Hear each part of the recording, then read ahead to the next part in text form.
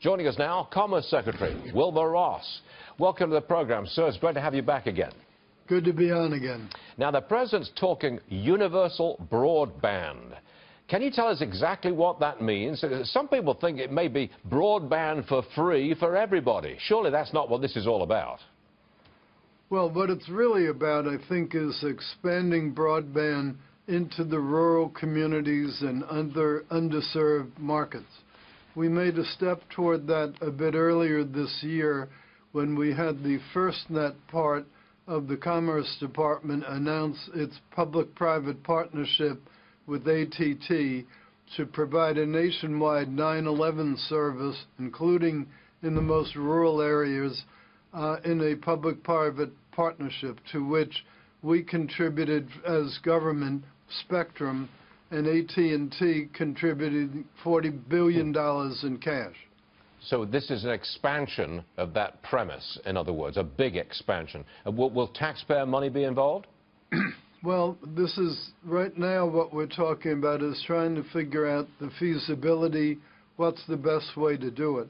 The fundamental problem, with expanding it into very rural areas is the low density creates a real business model problem. So we're trying to figure out how to address that. And there are perhaps some new technologies coming that can make the low-density markets a little more affordable. Our viewers, sir, have been following the progress of Amazon and the other huge technology companies, Amazon especially, and there is some talk in the marketplace of trying to rein in the power of Amazon because it's bursting into all kinds of industries and accumulating massive power. Any thoughts, not on the breakup of Amazon, but on reining it in and reining in the big tech companies?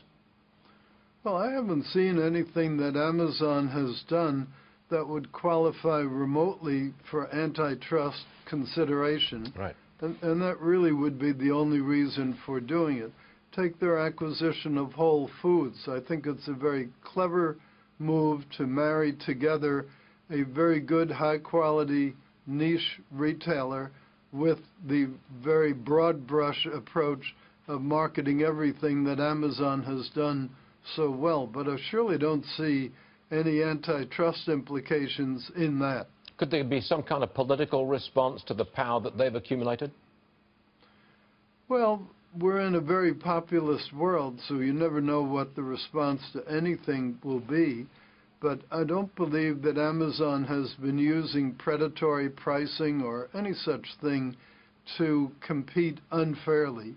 And it seems to me what America is all about is competing fairly. And if you do, then if you can compete better than some other company, then surely you can get big and surely you can get powerful. So I don't think big or powerful in and of themselves are that big a problem. I think the real problem is if they begin to abuse whatever power they have.